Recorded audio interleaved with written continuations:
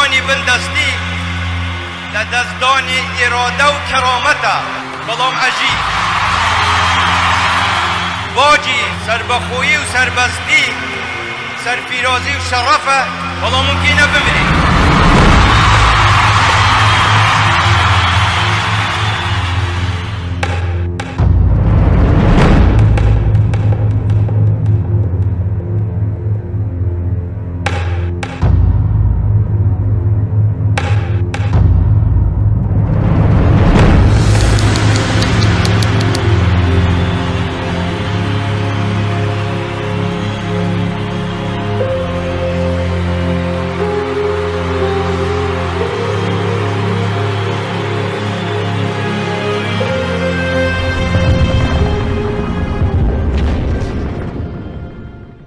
Масуд Барзани родился 16 августа 1946 года в день основания Демократической партии Курдистана. В этой связи известно его высказывание: «Я был рожден в тени курдского флага в Мехабаде, и я готов служить и умереть ради этого флага».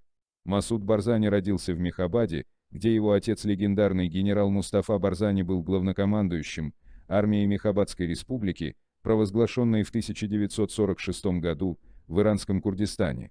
Когда республика пала, Мустафа Барзани вместе с 500 своими верными соратниками перешел в СССР, а Масуд Барзани с остальной частью семейства и 1000 членов племени Барзани возвратились в Ирак, где они были высланы в южные регионы страны. После падения монархии в 1958 году он и его семья переехали в Багдад. Новая республика во главе с Абдулкаримом Касемом приветствовала возвращение Мустафы Барзани и его товарищей в Ирак. В то время Масуду Барзани было уже 12 лет, и он, после долгой разлуки, встретился с отцом. Через некоторое время все семейство вернулось в родовое село в Барзан.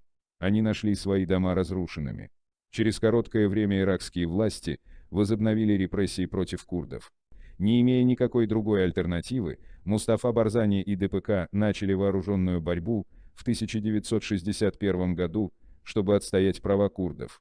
В возрасте 16 лет Масуд Барзани оставил свое образование и присоединился к пешмерга. Молодой Масуд в эти годы был под глубочайшим влиянием своего отца. Проводя время в горах с отцом, он перенял от него навыки лидерства и сострадания. Многолетний опыт борьбы в горах закалили его характер, превратили его в народного лидера. Это сыграло роль, когда он выдвинулся в руководители курдского национального движения. Руководство ДПК вскоре доверило молодому Масуду и его брату Идрису провести переговоры в Багдаде о предоставлении автономии региону Курдистан. Соглашение было подписано в 1970 году. В 1975 году, когда иракское правительство в очередной раз изменило своему слову, курды возобновили вооруженную борьбу. В те нелегкие годы Масуд Барзани продолжал находиться рядом с отцом. В 1976 году произошла реорганизация ДПК, в это время Мустафа Барзани был на лечении в США, а Масуд сопровождал его. В конце 1978 года Масуд Барзани чудом пережил попытку убийства в Вене, когда он возвращался в Курдистан. Долгие годы Масуд Барзани занимал высокие посты в ДПК. После смерти Мустафы Барзани в марте 1979 года на 9-м съезде ДПК Масуд Барзани был избран новым президентом ДПК. После этого он еще трижды на съездах ДПК переизбирался ее лидером. Хотя Масуд Барзани не имел возможности получить образование, его природный острый ум, любовь к чтению и изучению политической и военной стратегии помогло ему реально оценивать сложные международные процессы. Весной 2017 года, готовящийся завершить карьеру Барзани, решился на последний и самый важный в своей жизни и в истории Курдистана шаг. Он призвал к проведению референдума о независимости. Когда же придет подходящее время для референдума? Если мы будем ждать одобрения других, то подходящее время не настанет для нас никогда. Только народ Курдистана имеет право определять время референдума, отвечал Барзани. 25 сентября 2017 года был проведен судьбоносный референдум о независимости курдского региона Ирака. Его результаты стали ошеломительными: более 92% голосов, в том числе жителями спорных территорий, были отданы в поддержку независимости Курдистана. Еще более ошеломляющей стала реакция на него Ирака, соседних стран и мирового сообщества. В ноябре 2017 года Масуд Барзани, как и обещал, сложил свои полномочия в качестве президента региона, оставшись главой ведущей партии Курдистана и самым признанным на международном уровне курдским лидером. Сейчас, спустя почти 4 года со дня проведения референдума, Курдистан вновь наращивает развитие. Его возглавили достойные наследники, президент Ничирван Барзани и премьер-министр Масрур Барзани. Но отважный и мудрый политик, 75-летний Масуд Барзани, продолжает вести свой народ к главной курдской мечте, которой была посвящена вся его жизнь. Продолжает вести свой народ к главной курдской мечте, которой была посвящена вся его жизнь. Дорогие друзья, уважаемые коллеги, рад приветствовать вас в представительстве региона Курдистан в Российской Федерации. Сегодня мы здесь собрались по случаю день рождения Масуда Барзани, выдающегося лидера курдского народа, который всю свою жизнь осветил своему народу и борьбе против международного терроризма. Сегодня в круглом столе принимают участие известные российские ученые, востоковеды, которые долгие годы занимаются курдской проблематикой. Мы всегда с большим вниманием и интересом знакомимся с их исследованиями. Разрешите огласить регламент сегодняшнего круглого стола. С ключевым докладом выступает Станислав Михайлович Иванов. После доклада состоится обсуждение и презентация книги Масуда Барзани под названием «Для истории». В заключение будет объявлен приказ о присвоении почетного звания члена Курдской академии наук известному российскому курдологу, доктору наук из Санкт-Петербурга Заре Алиевне Юсуповой. Желаю вам хорошо провести время, и сейчас послушаем уважаемого Станислава Михайловича Иванова. Уважаемые друзья, коллеги, товарищи, дамы и господа, я очень благодарен за возможность выступить с кратким докладом, но мне очень тяжело выступать в этой аудитории, поскольку многие из вас лучше меня знают и биографию Масуда Барзани, и иракский Курдистан, историю и так далее. Более того, вот замечательный фильм, который показали, он основные тезисы моего доклада, по сути дела, он продемонстрировал более наглядно. Поэтому я нахожусь в некотором таком затруднении, то есть что-то повторится, вы меня простите, но из песни слова не выпустишь, я сейчас не могу перестроиться. Поэтому лучше сказать 2 раза, чем не сказать ни разу. Правильно? Конечно. Вот. Действительно, день сегодня знаменательный, 16 августа. И для иракского Курдистана, и для всего курдского национального движения, и для Российской Федерации, поскольку семья Барзани не чужая для нас. Более того, вот мы проводили исследования, в Санкт-Петербург ездили, и здесь в Москве в архивах работали. Мы установили, что курды являются общепризнанным коренным народом Российской Федерации. Потому что еще до сих пор некоторые ученые и политики воспринимают курдов как нечто пришедшее к нам. Нет, вот ярким свидетельством был это фарфоровый завод императорского величества, где Николай II заказал изготовить по эскизам, в частности, архива Тбилиси, все пары там, мужчина и женщина, всех народов в национальной одежде. И вот курд и курдянка заняли там особое место. Причем довольно достоверно, документально, вот, по эскизам Тифлисского государственного архива. Вот. И мне очень приятно, что курды это наши, российские, коренные народы, они вот проживали и в Закавказье, а судьба распорядилась так, что переехали и в Центральную Азию, и в Санкт-Петербург, Москва, Тамбов, Адыгея. Ну, сейчас география курдов, как география бывших советских граждан. Есть и на Украине, вот на моей исторической родине, в Крыму, община курдов, Пятигорске, Ставрополь и так далее. Поэтому вот сегодня, я думаю, широко отмечают все, потому что Масуд Барзани – это такая фигура, которая не может оставить ни одного курда, ни одного человека, который занимается историей Курдистана, равнодушным. Позвольте кратенько отнять у вас 15 минут и напомнить основные ветви его биографии.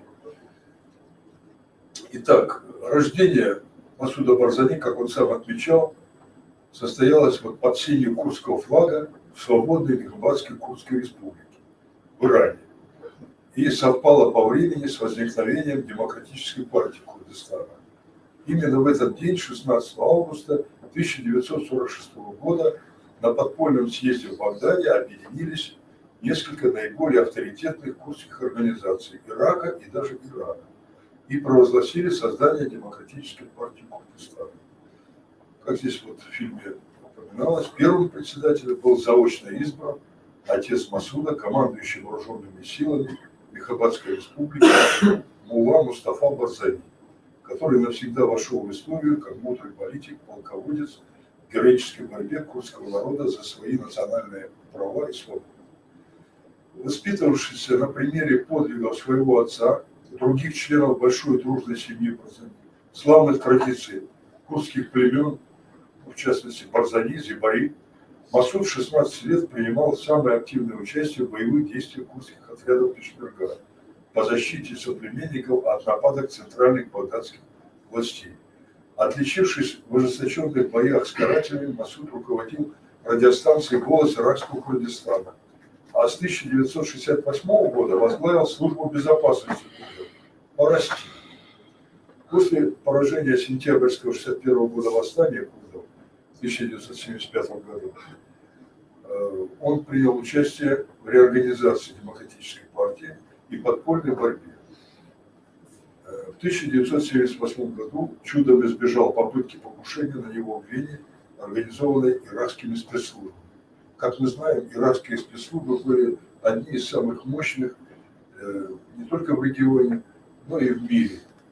Саддам Хусейн, как и Муаммар Каддафи, денег на спецслужбы не жалели. Там было все, новейшие методы, способы, подкуп и так далее. Вот. Поэтому Масуд Барзани в тот период находился под прицелом этих спецслужб. После смерти Мустафы Барзани в марте 1979 года Масуд был избран председателем Демократической партии и занимает этот пост до настоящего времени. Широко известна роль Масуда Барзани и его соратников в организации многолетнего сопротивления кровавому баасистскому режиму Саддама Хусейна и в его последующем свержении в 2003 году. Масуд Барзани вошел в правящий совет Ирака в 2003-2004 годах, а с 12 июня 2005 года стал первым президентом иракского Курдистана. В июле 2009 года на всеобщих региональных выборах Масуд Барзани был избран вновь президентом, получил 70% голосов избирателей. В августе 2013 года, после истечения 8-летнего президентского срока, парламент продлил его президентский срок еще на 2 года. Масуд Барзани играл не только важную роль в становлении и строительстве иракского Курдистана как субъекта федерации нового демократического Ирака, но неоднократно выступал посредником в переговорах между блоками иракских партий, арабов-шиитов и арабов-суннитов, чем способствовал преодолению многомесячных правительственных кризисов в стране. Если вы помните, там до 10 месяцев парламент не мог назначить новое правительство. Были парламентские кризисы до года. Ирак был, по сути дела, парализован. И Масуд Барзани смог найти ключик, подход и к суннитам, и к шиитам, и способствовал сохранить хрупкий баланс между ними для формирования коалиционных правительств.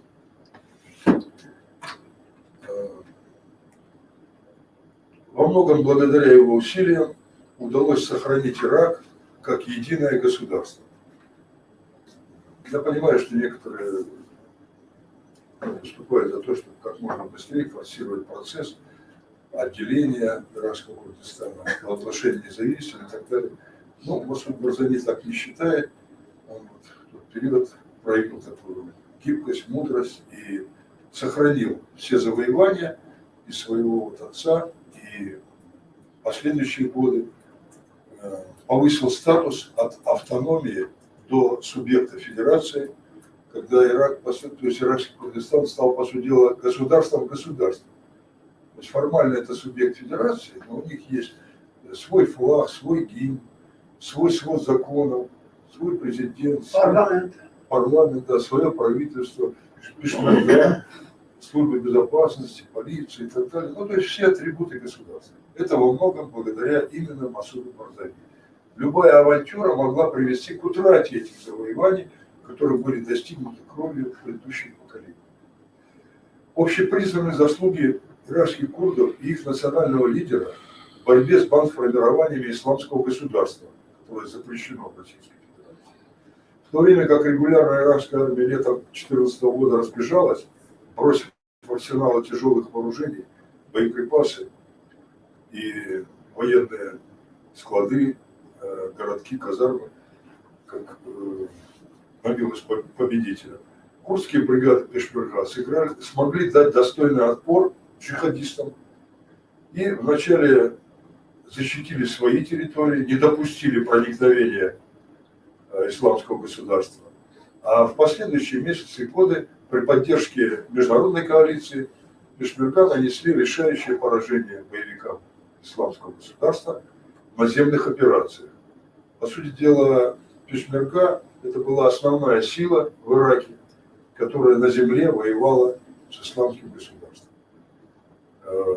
Поддержка с воздуха, безусловно, сыграла свою роль, снабжение и так далее, помощь международной коалиции. Но без, куда ни пришел пехотинец или солдат, там территория не считается освобожденной. И вот пешмерга пришли в Мосул, и защитили Киркук, и позже Синджар. Вот. И, по сути дела, сыграли вот в Ираке роль решающую в разгроме этих джихадистов. Эпохальным событием в жизни иракского сообщества вот стал инициированный Масудом Барзани референдум о независимости, о котором здесь вот прекрасно было показано. Действительно, 25 сентября 2017 года подавляющее большинство жителей Курдской автономии и прилегающих к нему спорных территорий, свыше 90% принявших участие в референдуме при довольно высокой явке избирателей, высказались за независимость Курдского региона. Причем в этом референдуме принимали участие не только курды, но и представители других этнических и конфессиональных групп местного населения. Арабы, туркоманы, армяне, ассирийцы, езиды и так далее. Ожидаемой была резко негативная реакция на это событие со стороны Багдада, Тегерана, Анкары. Чтобы не обострять отношения с федеральным центром и соседними государствами, Масуд Барзани разъяснил, что целью референдума было выяснить отношение населения региона к идее независимости, а реализация итогов референдума может быть осуществлена уже следующими поколениями нынешних политиков, то есть сыновьями, а может быть и внуками. 29 октября 2017 года Масуд Барзани заявил о своем решении покинуть пост президента иракского Курдистана. Но, тем не менее, он продолжает играть важную роль в общественной и политической жизни как региона, так и всего Ирака. Благодаря огромному жизненному опыту, заслугам военачальника, мудрости политика, искусству дипломата, Масуд Барзани пользуется безграничным авторитетом и доверием своих соплеменников, всех иракских курдов, жителей Ирака, независимо от их национальности и вероисповедания. Он также широко известен на международной арене. Масуд Барзани неоднократно встречался с главами иностранных государств и правительств, в том числе США, стран Евросоюза, соседних Турции и Ирана. В феврале 2013 года был принят президентом России Владимиром Владимировичем Путиным. Участвовал в церемонии открытия мемориальной доски в Москве на доме, где в годы вынужденной миграции проживал его отец Мустафа Барзани. Масуд Барзани принимал также участие в работе Петербургского экономического форума. Он и сейчас продолжает отдавать все силы, знания делу развития курдской автономии. Дело в том, что Курдский регион Ирака испытывает общие со всем миром трудности, как финансово-экономического характера на фоне сокращения доходов от экспорта углеводородов, так и от пандемии коронавируса. Багдад вынужден был сокращать финансирование региона из госбюджета, поэтому приходится искать внутренние источники пополнения регионального бюджета, инвестиций в наиболее важные проекты. Не все обстоит просто и с сохранением единства иракских курдов. Здесь мы перед нашим мероприятием упоминали о том, что народы неоднородные. Вот в каждом народе, в каждом государстве, в стране есть правые, левые, там, и по религии, и по взглядам, и по другим параметрам, ну, тоже Афганистан, разношерстные. Но, тем не менее, вот Масуду Барзани как раз удается, даже вот в таких условиях, когда много приложили и колонизаторы, и правящие режимы в Багдаде, и иранские спецслужбы, и турецкие, к разобщению курдов. Вот. Если вы помните, даже были трагические события 94-98 года, когда был спровоцирован вооруженный конфликт между ведущими курдскими партиями Курдистана, это ТПК и ПСК, барзанистами, талабанистами. И около 4 лет вот это, ну, по сути дела, гражданская война внутри курдского унесла много жизней. Вот во многом благодаря Масуду Барзани тогда удалось все-таки преодолеть этот кризис, и будем надеяться, что он не допустит нового повторения тех событий, вот, когда кто-то извне может спровоцировать курдов на вооруженную борьбу между собой. Хотя надо отдать справедливость должное, что среди лидеров Патриотического союза Курдистана, партии Гарам, других, я уж не говорю там про РПК, до сих пор сохраняются сепаратистские взгляды, настроения. Некоторые силы пытаются все-таки подорвать единство курдских рядов, мешают работе, препятствуют региональному правительству.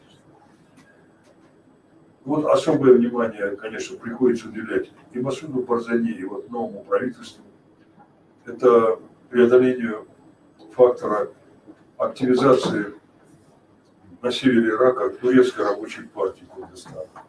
В свое время Масуд Барзани и его соратники разрешили турецким курдам найти временное убежище на севере Ирака, но при условии их разоружения и прекращения политической деятельности. Однако функционеры РПК эти обязательства не выполнили и пытаются превратить территорию иракского Курдистана в свой плацдарм для вылазок нападений на турецких пограничников, полицейских, военнослужащих. Не гнушаются они контрабандой наркотиков, оружия, рэкетов, пастухов в Кандильских горах. Вот. По сути дела, трансграничной преступности.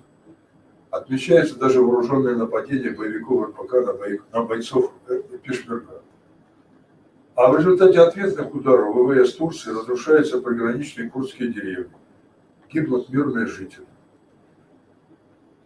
Плюс к этому сохраняется угроза возрождения исламского государства, активизация отдельных его ячеек и звеньев в Ираке, в соседней Сирии.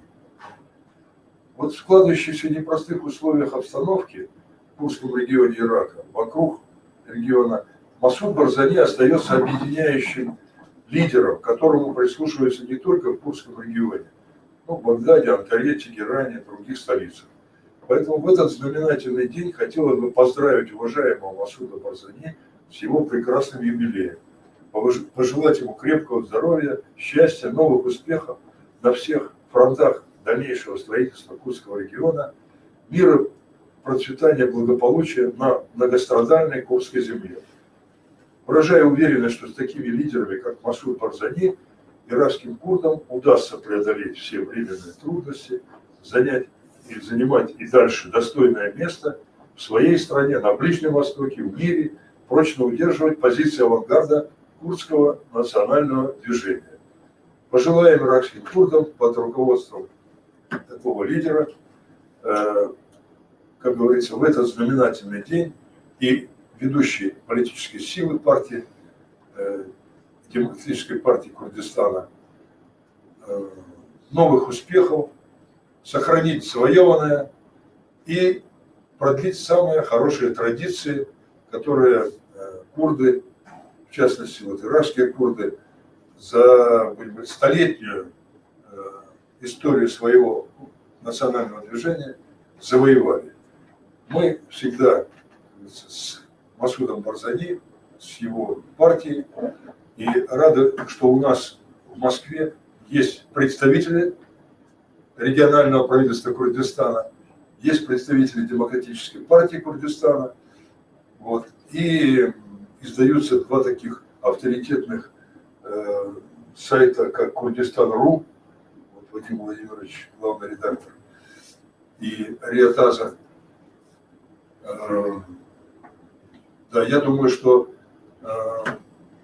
наше сегодняшнее мероприятие, ну, как бы даст новый толчок. Вот, мы прочитаем, знакомимся с этими книгами замечательными. А насколько я понимаю, вот те книги, которые наши ученые написали, они тоже должны скоро выйти. Вот. Коронавирус, к сожалению, затруднил презентацию вот двух солидных трудов по Курдскому национальному движению. Я думаю, что постепенно все пойдет на спад, и мы сможем и отмечать события в более широком, кажется, формате, вот, и делать презентации, проводить круглые столы, конференции и другие такие важные события. Спасибо за внимание. Извините, что я Спасибо вам огромное. повторил из того. Спасибо большое. На самом деле, Масуд Барзани в своей книге, то, что Станислав Михайлович рассказал сейчас, Масуд Барзани в своей книге написал. И более широко написал. Поэтому, да, очень хочу, чтобы вы прочитали эту книгу. После этого вы понимаете, на самом деле, что случилось во время референдума, после референдума, и кто нас обманул. Да. Вот это он четко написал в своей книге. Да, есть, конечно. Много чего есть, пока до сих пор люди не знают. Даже, наверное, наши ученые пишут постоянно, наверное, так было, наверное, по-другому, но он в своей книге четко написал, что случилось во время референдума. И это очень важно. Да, очень важно. Сейчас мы откроем, пожалуйста, как бы... На арабском, да, а вы говорили, если на английском? На английском тоже есть, да, вот, конечно, да. В смысле, не на арабском, наверное, на курсе, На курдском есть, на арабском есть, на курдском латине есть, на английском есть, к сожалению, до сих пор мы не А на переводили. курдском латинице есть, да? Есть, конечно, да. Только что привезли эту книгу, поэтому мы еще не успели переводить на русском языке, но обещаю вам в ближайшее время мы это сделаем. Это очень важно, очень Да, важно. конечно, очень важно. Но, конечно, при вашей помощи мы без вас это точно не можем. Так, мы сейчас, наверное, откроем свободные, да, прессы, вопросы, можем обсуждать еще 15-20 минут. Потом книги мы подарим вам. Спасибо. У кого есть вопросы, к Станиславу Михайловичу, наверное? Вот у меня вопрос такой. По фильму непонятно было, в 1946 году, когда Барзани со своими соратниками в составе 500 человек перешли границу, а как-то я понял, что Барзани с матерью, они уехали в Багдад, что ли? Да, я вот эту историю... Они не приехали в раз? Да, мы как раз, когда вот наш труд писали, мы очень внимательно, там и маршрут, как он выходил, этот маршрут можно сравнить с переходом Суворова через Альпы. Это было не просто прогулка, конечно, да. это были горные переходы в условиях обстрелов и нападений турецких войск, иранских войск. иракских войск и еще английских колонизаторов. То есть ему приходилось идти не прямо, а совершать вот такие маневры, чтобы выйти на реку Аракс. Но вот такой трудный маршрут, да еще в зимних условиях, ну там весна была, март, он принял решение, чтобы спасти мирную часть племени Барзани, Да. воинов взять с собой, которым угрожала смертная казнь, Да. если бы они остались вместе Конечно. с Казим Мухаммедом. Да. А все мирное население эвакуировать на родину, на историческую родину. Да. Через Нахчеван. Якобы ему удалось договориться с англичанами из Багдада, что они объявят амнистию, не будут применять репрессии по отношению к мирному населению. И поэтому женщины, дети, старики, все, кто был без оружия, вот эта колонна, она уже более без обстрелов, без преследований, цивилизованно прошла к себе. Через Турцию, да, по-моему, они были? Да, они вот вынуждены были заходить на отдельные участки, пересекать турецкую границу. Да, да. Даже как и Барзани со своим отрядом. Он вынужден был проходить. Да, да. И тогда он подвергался нападениям турецких войск, потом приходил сюда, иранцы свою артиллерию, авиацию использовали. Вот. И только вот когда он вышел на реку Аракс, и, собственно, не получив, несколько дней там простоял, разрешение советских властей, вы понимаете, наши бюрократические... Берия был против, говорят. Да, в то время это не так просто, да и сейчас, чтобы принять решение. А поскольку сзади поджимали эти войска, Да, уже, да. вот он перешел, мы будем говорить, принял такое решение, суворовское решение. Да, да, они... Вот, и тогда уже вынуждены были пограничники доложить руководству, но и руководство приняло решение, безусловно, сдать оружие, разоружить, и направили сначала вот в район Азербайджана, хотели, поскольку там много курдов было, хотели как-то вот интегрировать туда, а прошло несколько лет, там времени, а политика изменилась, и в это время уже многие закавказские курды, особенно мусульмане, были депортированы в Казахстан и Но их отправили в Узбекистан. Узбекистан. Их тоже туда отправили, но стали статус не депортированных, а как бы спецпоселенцев, но их рассредоточили по разным колхозам. Узбекистан. Узбекистан, да. А по разным колхозам, чтобы у них как бы не было единого. Там курдов не было, именно. Почему в Узбекистан? Потому что курдов не было. Чтобы они не могли организованно выступить. В Казахстане жили. Но Депортировали. Масуд Барзани, то есть Мустафа Барзани со своим штабом был на привилегированном положении, и он сохранил и охрану. Вот Хашеви Бабакар, это же его отец там. Его отец был, да? Охрану, да. Вот. И он все время, конечно, пытался с Москвой как-то. Вот. А их держали как, запасной, что ли, какой-то козырь, если там с Ираном что-то обострится, или с Турцией. Да. Вот Как они всегда. Да. могут... Да. Время такое было. Вот. И в конце концов, чем завершилось, уже когда Сталина не стало, Мустафа Барзани все-таки приехал в Москву. Вот такая легенда, не знаю, Взял такси. верно, пришел на Красную площадь к этим Троицким воротам, где вот, нет, по-моему, Спасские ворота, Да, часы, Спасские часы, вот я помню. И начал там стучать. Вышел там этот из КГБ охранник, говорит, вы что?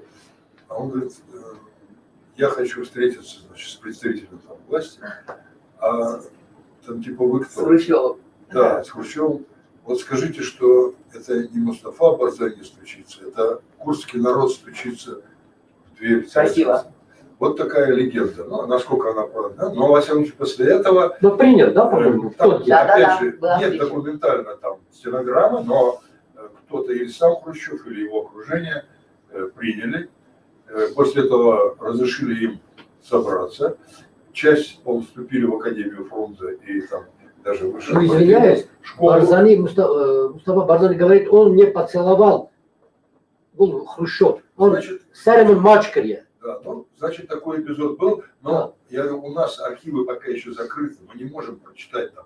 Вы знаете, многие архивы мы вот с трудом находили, особенно по курдам, особенно по тому периоду. Вот я нашел там Мустафа Барзани, есть этот членский билет высшей партийной школы, есть удостоверение Академии Фрунзе, ну вот какие-то вехи, а такой вот стройной картины нет. Поэтому, я думаю, со временем нам Еще предстоит открыть все это.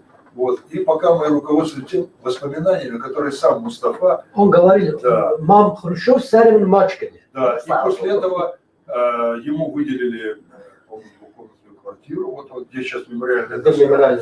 И он учился и в высшей партийной школе, и в Академии Фрунзе, и смог собрать своих ребят. И постепенно они уже начали готовиться к возвращению. Велись переговоры с багдадскими властями. Вот когда Касым пришел, он вначале приехал как национальный герой. И вот там, чтобы вот закончить этот разговор о Мустафе Барзани, мне что понравилось, я всегда нашим руководителям при случае говорю, ему однажды доложили, что есть возможность ликвидировать одного из соратников Саддама Хусейна. Ну, то ли химического али, то ли... Да. И он, значит, сказал, задал один вопрос. А есть ли гарантия, что не пострадает мирное население? Ну, я не знаю, каким способом, может быть, там взрыв, может быть, там, ну, какая-то акция готовила. И ему говорят, нет, мы таких гарантий дать не можем.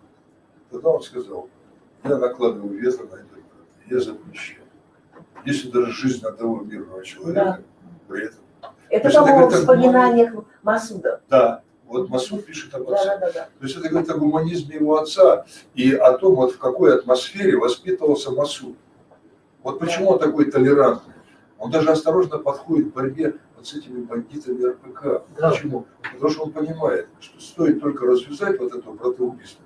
Он уже прошел 94-98 год. Он не хочет повторения.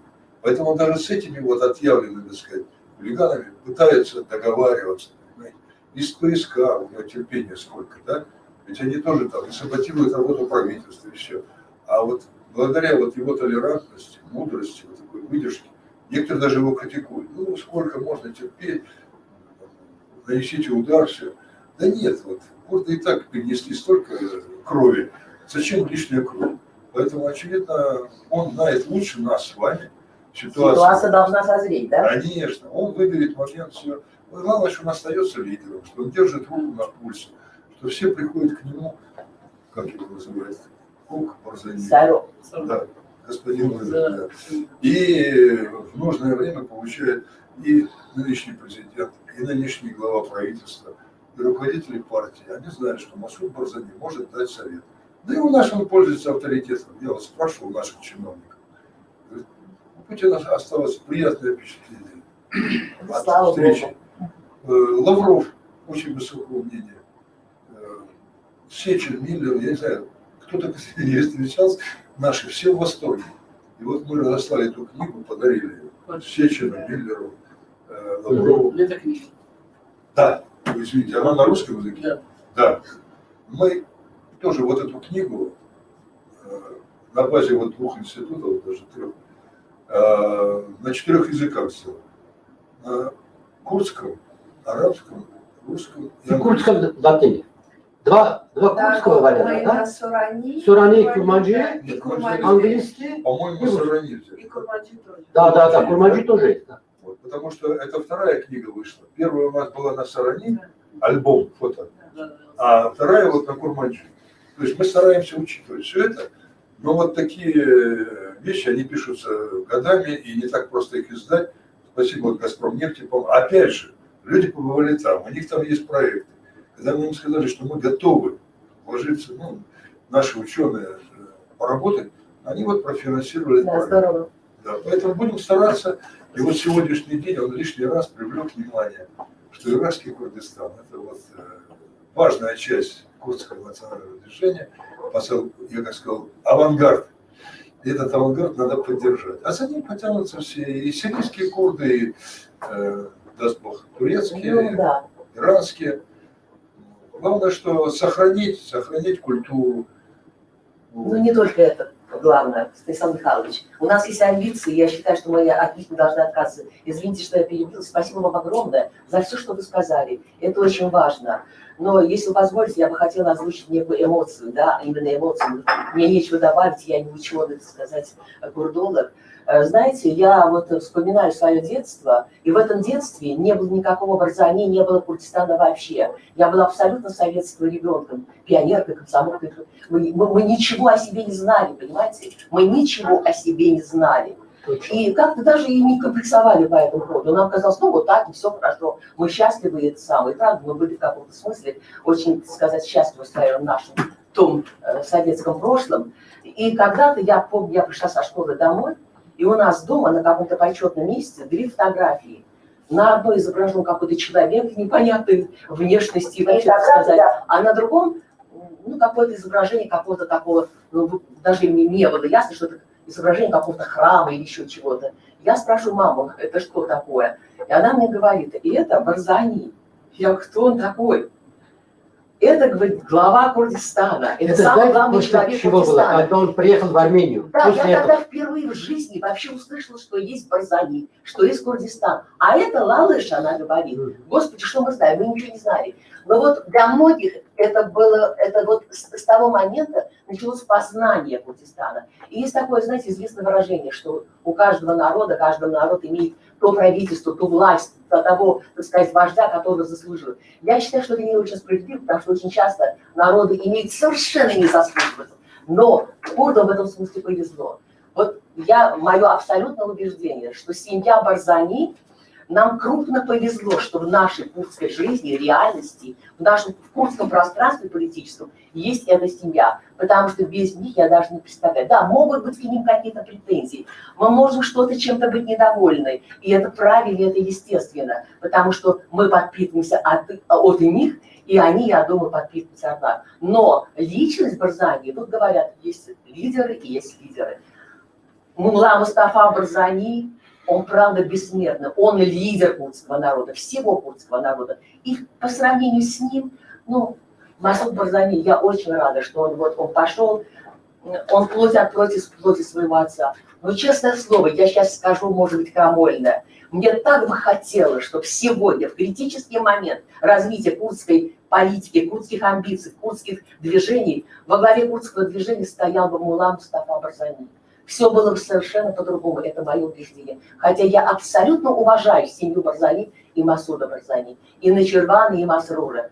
То, что они сделали, это правда, вы совершенно правы. Они преодолевали свои какие-то желания, потому что они были мудры, и они мудры. Может быть, нам бы хотелось, чтобы референдум закончился совершенно другими словами, но я очень надеюсь, что мы найдем ответы на эти вопросы, которые мучают все. Спасибо вам огромное. Спасибо вам большое. Действительно, российские ученые, востоковеды, долгие годы занимаются курдской проблематикой. Мы, как политики, всегда с большим вниманием и интересом знакомимся с вашими исследованиями, работами. Весьма мы благодарны то, что вы делали для курдского народа. Курдский народ, власть Курдистана никогда не забудет то, что в истории востоковеды сделали. Вы хорошо знаете, что первый раз на территории Советского Союза про курдов писали, исследовали.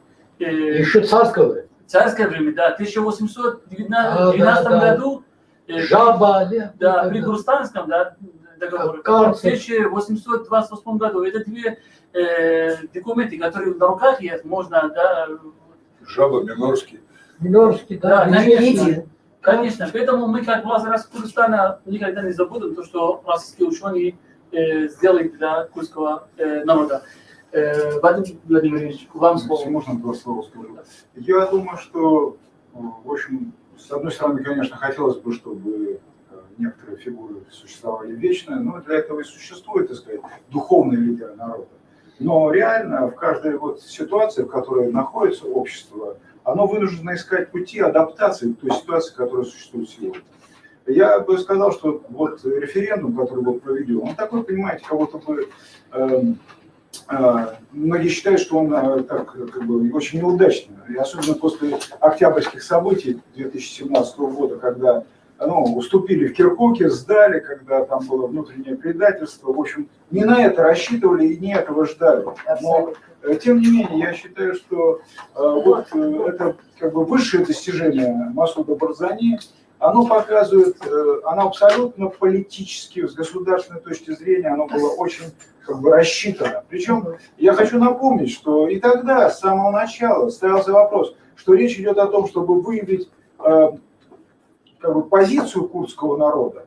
Но это не значит, что курды прямо, они за месяцы до того, как прошел референдум, и после того, как он прошел, неоднократно заявляли, это наша позиция, это не значит, что мы завтра отделяемся, разрываем, прекращаем, но чтобы все понимали, что курды вот при каких-то изменениях, вот как будет складываться ситуация, курды хотят быть самостоятельным, так сказать, государством в этом смысле. И я думаю, что сегодня мы еще оценим вот этот вот шаг, который, конечно, был большой риск, и могло в том числе, но, кстати, он продемонстрировал очень много.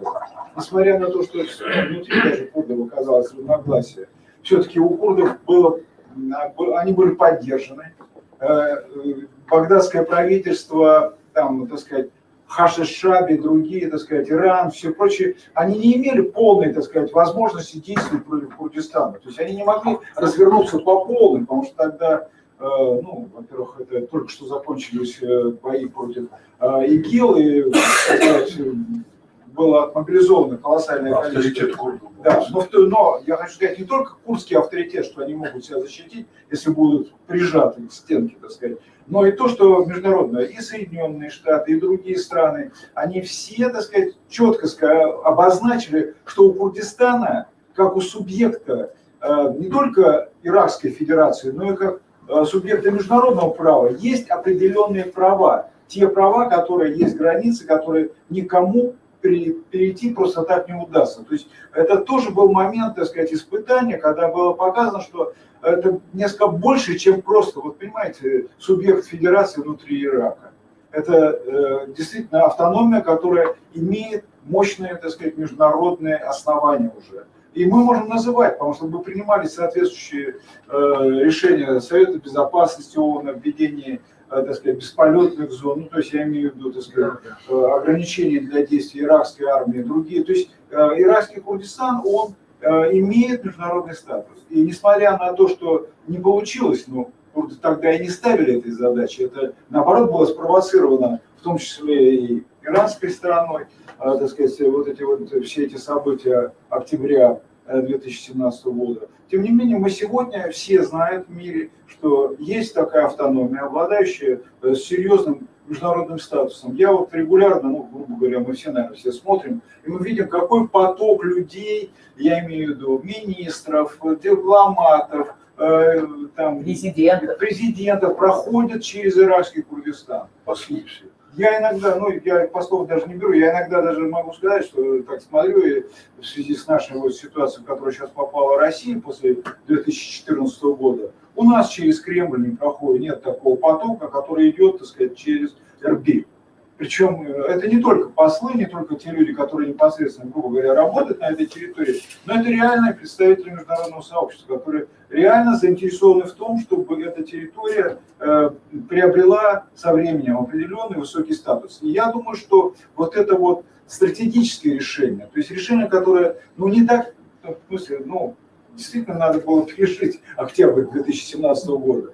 Вот. Но стратегически это решение было принято. И, понимаете, мы не знаем. Вот, никто бы сегодня, там еще полгода назад не сказал, как будет развиваться ситуация в Афганистане.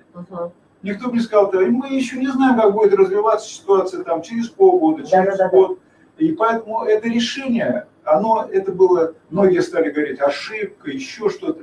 Это не ошибка, это было правильное решение, которое обозначило позицию курдского народа, его претензии, его амбиции, да, это волеизъявление, но это уже тоже выражение его, так сказать, чаяний и желаний, не только чаяний и желаний, но и политическая позиция.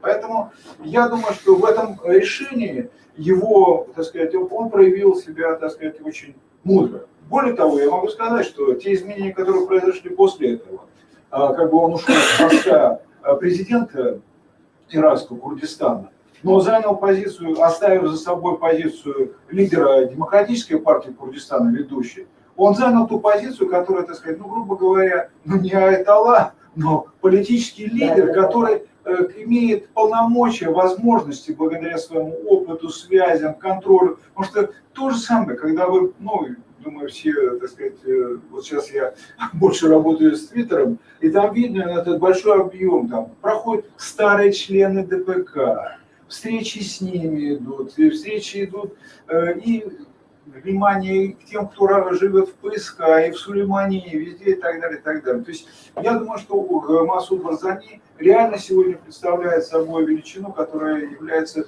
духовным, так сказать, как бы лидером, наставником, человеком, который определяет, вот, как бы, что будет и как будет развиваться, так сказать, этот вот наш важный для Ирака регион. Кроме того, я скажу, что есть такая динамика между, понимаете, то какое-то время был момент, когда как бы почти не слышен был иракский Курдистан. После 1975 года, когда, ну, вы помните, когда заключили соглашение между Шахом и Саддамом Хусейном, ситуация военная получилась такая, что пришлось, по сути дела, бежать. Курды бежали из иракского Курдистана, бежали и в Ирак, извините, и в Иран, и в Турцию, и пришлось покинуть территорию и Муле Мустафе Барзани, и Масуду Барзани, пришлось покинуть территорию. И поэтому какое-то время это все не шло. И как бы какое-то лидерство такое с 80-х, с начала 80-х годов перешло в турецкий Курдистан. А потом снова. То есть здесь, понимаете, есть такая динамика, которая развивается. Но сегодня, при всем том, что мы видим, так сказать, что происходит, мы понимаем, что вот это прочное основание государственности, которое удалось заложить именно под руководством Масуда Барзани, именно вот под его руководством 80-е годы уже, когда вернулись, и выдержать вот этот анфаль, и пережить эту непростую ситуацию с Ирако-Иранской войной, ну и вообще все это, вот это, и найти правильное решение, как действовать в условиях американской интервенции в Ирак, так сказать. Все это позволило создать основание курдской государственности. Я могу сказать, что амбиции и желания курдов уже как в определенной степени уже удовлетворены. Есть государственность, есть свои университеты, есть своя экономика, есть многое из того, что может быть реальной основой для того, чтобы поднимался. Вот я хотел бы подчеркнуть, что вот, ну, в советское время курды вот, мы как бы не знали. А сегодня, может быть, изменилась ситуация. Сегодня для многих курдов и в России, и в странах на постсоветском пространстве, сегодня иракский Курдистан – это некоторый маяк, это некоторая, так сказать, основа, якорь, который позволяет, так сказать, им спокойно работать в России, в других местах, зная, что Родина поднимается, Родина укрепляется, она живет, и работать на то, чтобы отношения между Россией и иракским Курдистаном и другими частями Курдистана развивались и набирали потенциал, который позволит решить наши общие задачи. Я вот в данном случае радикал, вы знаете все, вот, в том смысле, что я утверждаю и пытался в своих книжках доказать, что национальный лидер, так сказать, курдского народа, Салахиддин, вот, это никто иной, как человек, которого в России все славят под именем Александра Невского. Вот, поэтому, так сказать, пока не признано. Гипотеза. Это не гипотеза. Вы можете ее обосновать и доказать? Я все доказал, так сказать. Но дело в том, что, видите, как говорится, мы говорим, а потом расцветает. А Долгорукий? Долгорукий это тоже. Но сейчас мы не будем переводить в семинар по новой географии. Владимир Ильич, вы встретиться кустами, это угроза. Да, конечно, Салахаддин Айюби, я уверен, если жил бы, он тоже, как мы сейчас живем, да, благодарен, что российские ученые... Не надо здесь, вот, не надо снижать пафос. Я позволю себе в нашем узком кругу, так сказать, те связи, которые есть между, так сказать, русскими и курдами, они значительно глубже, так сказать, они фундаментальнее, мы их не знаем. Так же, как вот вы не знали, что вы вот там, что есть Лариш, что есть еще что-то. За вот эти сотни лет все это выветрилось, забыто, потому что это было... И курды, к сожалению, сегодня пишут историю, и, к сожалению, даже русские востоковеды часто пишут историю Курдистана по английским лекалам. А мы должны написать настоящую историю Курдистана и России, в которой мы поймем реально то, что нас связывает. И я хочу сказать, я очень рад. Мы мало можем повлиять на нашу, так сказать, может быть, власть. Мы мало можем повлиять. Но я рад, что очень часто прагматические задачи, которые решает Россия и которые в интересах Курдистана, они совпадают. Мы их не очень можем сблизить, понимаете? Но объективно они совпадают, понимаете? И здесь вот даже последнее, вот процитирую, затянул, может быть, Лаврова, он сказал, как его спросили там что-то про курдов, он говорит, да мы-то за курдов, ну смотрите, только там, когда американцы сказали, вот смотрите, Трамп сказал, мы уходим из Сирии. Вот сейчас все потом подумали, что это была какая-то шутка. А после того, как Байден сейчас вывел американцев из Афганистана, мы можем сказать, никакой шутки не было. Просто потом, когда Трамп сказал, что уходим из Сирии, там, видимо, истерика внутренняя началась такая, что они так или иначе остались. И, извините меня, курды в Сирии, так сказать, уцелели. А если бы произошла та же ситуация, которая произошла вот сейчас в Афганистане, тогда, то, извините меня, без России курдов в Сирии бы не осталось. Окей, а сейчас это может повториться? Сейчас... Уйти они могут? Могут. Уйти могут, но я надеюсь, что уже многое. Там сейчас, ну, давайте как-нибудь нам... Хорошо, давайте организуем. Я хочу сказать такую вещь, что мы сегодня отмечаем день рождения Масуда Барзани. Мы обсуждаем его. Я вот хотел сказать, что многие из решений, понимаете, мы преувеличиваем значение. Вот там говорилось, и даже мы здесь говорили, вот он там не учился, он того не знал, он это бросил, там был вынужден воевать. Да, вы знаете, так сказать, может быть, некоторые университеты и не надо проходить, абсолютно, чтобы в голове осталось правильное понимание дороги, по которой должен идти твой народ, чтобы никто тебе не сбил с этого пути. Может быть, слава Богу, что он не учился ни в Каире, ни в Багдаде, ни в других местах, а, так сказать, учился на практике, вот, так сказать, вот в практической жизни, понимать те задачи, которые были. Я хочу сказать, что, подводя итог своему маленькому выступлению, что вот Господь дал такую дорогу, и она увенчалась тем, что мы имеем сегодня в иракском Курдистане. Это не только мое дело Масуда Барзани, это и Джалала Талабани, и ну, всех, так сказать, кто создавал демократическую партию, куда только как бы он прибыл уже, так сказать, ну, не хочу сказать на готовое, но они его ждали как лидера, так сказать, как некоторую, так сказать, силу, которая возглавит. То, что сделали курды, и в части вот того, что, чем пришлось руководить Масуду Барзани, это уже памятник ему при жизни, потому что сегодняшний иракский Курдистан – это мощное государственное образование. Оно еще не имеет, так сказать, места в Организации Объединенных Наций, не имеет, но оно уже заметно и заслуженно признается многими на этой планете. Жаль, что пока Россия не в полной мере. Спасибо большое, Владимир Владимирович. Действительно, да, иракско-курдские отношения исторические. И, возможно, Салах Юми и Александр Невский, они братья были. Не братья, это был один и тот же человек. Спасибо. Не братья, один и тот же человек. А отцом был курдец. А по матери разлучился. Я вам отдельно. Это отдельно. Да, это... Спасибо большое, очень интересно было. Я очень хотел насчет этой книги сказать. Вот ни у кого нет, да, только у Донара. У меня есть. Есть, да? У меня нет. Насколько я понимаю, она должна появиться в интернете. Ладно, есть в интернете? Есть. Скоро будет. Мы постараемся сделать так, чтобы она была в интернете. Почему? Потому что экземпляров не так много. Но вот я хотел просто сказать содержание здесь. Здесь и история Курдистана, и курдский язык, и религия, и жилище курдов, и национальный костюм, и загадка курдянки. Вот Лана написала, например, 5-6 статей. Вот всю культуру, нравы, обычаи, это вот она.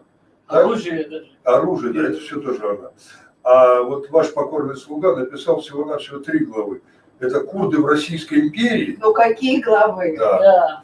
Курды в Российской империи, курды СССР и курды Российской Федерации.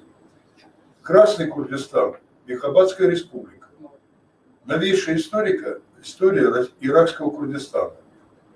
И вот на переднем крае борьбы с терроризмом. А есть там и феномен курдского кино, и курды в донесениях российских и русских дипломатов. Тоже интересная тема очень. Да, поэтому постараемся хотя бы в интернет его выложить и, может быть, как-то передавать друг другу. Ну, нам дали по 3 экземпляра, да? Да, у нас самих нету. Поэтому я постараюсь подарить, может быть, Анару, может быть, Очень буду рад. да, Самом деле, чтобы, очень нужно. вот есть школа в Курдистане, в этом Казахстане, где детки русский язык изучают, школа специальная курдская. Вот им подарить одну книгу, библиотеки. Вот. Ну и как-то, может, передать друг другу, чтобы... Конечно. Тут и иллюстрации хорошие, и Да, действительно очень архивные замечательно. материалы, понимаете? Не просто так бля-бля, а вот факт подкреплен, факт подкреплен. Конечно, да. Спасибо уже. В знак того, что курдский народ и иракский Курдистан, так единственное курдское государственное образование, всегда благодарен, что российские ученые делают для курдов. Сегодня мы объявляем присвоение почетного звания члена Курдской академии наук известному российскому курдологу, доктору наук из Санкт-Петербурга Заре Алиевне Юсуповой. Это, я думаю, понимаете, за что... Конечно. Да, потому что действительно Зара Алиевна, да, она курдянка,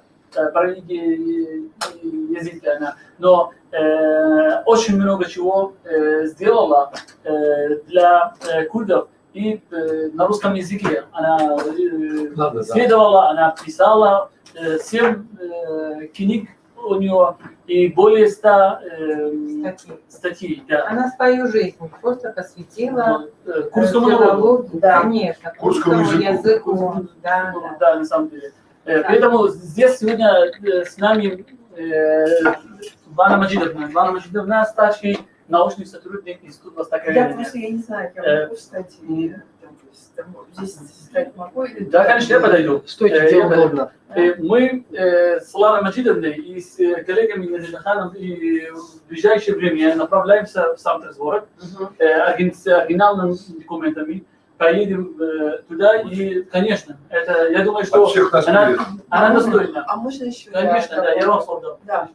Или Нет, вам создал, да, пожалуйста. Я просто еще хотела сказать, вы знаете, это очень необычный день. Сегодня день рождения мы отмечаем Барзани, и сегодня же вот пришло награждение о такой достойной женщине, курдянке, достойнейшего ученого, человек, который знает все диалекты, который создал огромное количество статей, книг, которая помешана просто на науке, но в то же время вот я сидела и думала, какой символичный день, да, символический день, потому что в 1961 году, когда в Курдистане, в Ираке начиналось национально-освободительное движение под предводительством Мустафы Барзани, именно Зара Алиевна и ее коллега Васильева Евгения Ильинична, тоже все ее знают, они написали заявление о том, чтобы их отправить в Ирак. Вот кажется, кабинетная ученая, которая увлекается просто своими исследованиями, но они были готовы пожертвовать своей жизнью. Вот 2 женщины пожертвовать своей жизнью ради курдского народа. И она безумно любит свой народ. И она... Но, естественно, она защищалась очень много лет тому назад. Она была первой женщиной, которая получила именно докторскую степень. И поэтому, мне кажется, и до сих пор, ей 16 декабря, вот в этом году ей исполняется 87 лет. И не было ни одного дня, чтобы она не работала. Вот я сегодня утром с ней разговаривала, она мне говорит, я пишу. Я сижу и работаю, я пишу. До последнего дня я буду работать для курдского народа. И поэтому мне кажется, что очень символично, что именно сегодня, в день рождения, мы вот поздравляем вот такого уникального, такого ученого, необычного ученого. Мне кажется, она номер 1 в нашей стране. Это правда. Да, И среди курдов она единственная женщина, достигшая вот этих вот высот, и вот ее работы, они просто неповторимы. И мне кажется, вот из курдов, я не знаю, есть еще кто-нибудь, вот, женщины, да, женщины, вот с таким стажем, да, в России. Нет, конечно. Да. Нет, в России она единственная, да, она Тем более в области единственная. курдоведения Может быть, есть В Курдистане они- Нет, а я вот имею область в виду, Курдоведения, да, она да. одна, неповторимая. И И причем в она институте рукописи она составляет там, ну, основу этого института. совершенно верно. И вот она говорит, что я до последнего вздоха будет писать и торопится, чтобы успеть, потому что она понимает, адекватный человек, что вот у нее 87 да, лет. что я должна успеть. Поэтому в этот важный день Да. я хотел бы это вот тоже отмечать с вами. Я уверен, что вы все согласны, что она достойная женщина, она как курдианка, то, что могла для своего народа сделала. Я просто прочитаю то, что в приказе есть. Это регион Курдистан-Ирак, Совет Министерства Курдской Академии. У нас Курдская Академия напрямую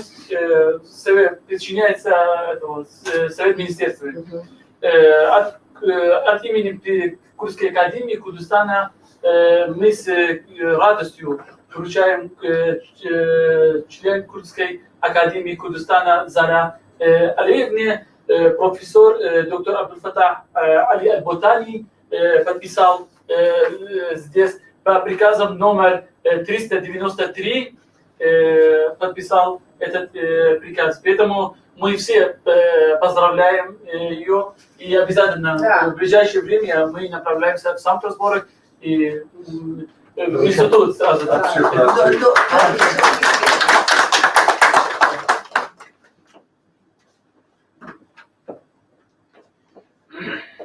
Можно кушать. Да, на самом деле, я думаю, у нас здесь есть молодой художник Нури. Он От себя лично я хотел подарить Масуду Барзани свою работу. И было бы прекрасно, если работа будет доставлена в кратчайшие сроки. Сейчас конечно, Спецрейсов. Да, это надеюсь, ему тоже понравится. нарисовал. Она ее отпечатала в пленке. Покажи, пожалуйста. Как похоже. Мустафа. А кто это сидит? Это музыкант. Я здесь соединил и мотивы природы, мотивы музыки. И считаю, что ему понравится. Да, мы обязательно отправляем. Да, спасибо большое от имени его имени. Обязательно передам. Да, спасибо. А здесь я смотрю, Мустафа, вот копия, как он перешел реку Аракс, вот фотография есть, вот точно, вот Мустафа такой. Худой был, худощавый, такой нос с горбинкой, усы. На самом деле, Кинжал. Вот мужчина. Кинжал. на самом деле у нас тоже есть подарок для деда Нурика. Это советник Масуда Барзани. Когда я ему сказал, есть у нас доктор Али в Москве, курд по национальности, и мы обсуждали курдский костюм. Он в свое время сказал, конечно, я хотел бы это тоже одевать. Я ему обещал костюм подарить. И этот советник очень хорошо знает, где можно сделать костюм. Я попросил, чтобы он мне помог. А он, когда узнал, что наш курд ездит в Россию, хочет костюм, он говорит, нет, на свой счет я подарю. И вот сегодня этот костюм здесь, я хочу выручить этот костюм. Но при условии, что вы выйдете в ту комнату и оденете. Конечно, конечно. А что, Примаков одевал? Все правильно. Примаков. Конечно. С удовольствием. Помните фотографии? Да. Курдский костюм, вы знаете, да, это с таком видом. Откроем.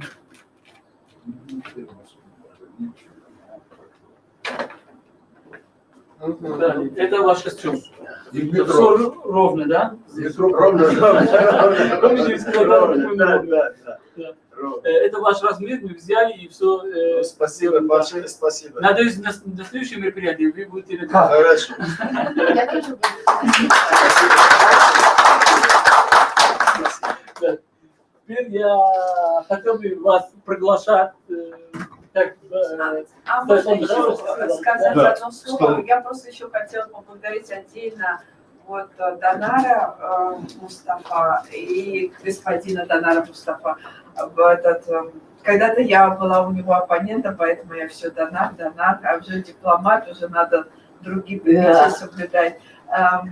Вот спасибо за вашу деятельность, за ваш вклад, за то, что вы сотрудничаете с институтами, за то, что у вас сердце болеет, за ученых, за там, и то, что вы активны, то, что вы, это все-таки маленькая частица курдского народа, но она активно работает, и вы и с диаспорой сотрудничаете, с учеными, с курдологами.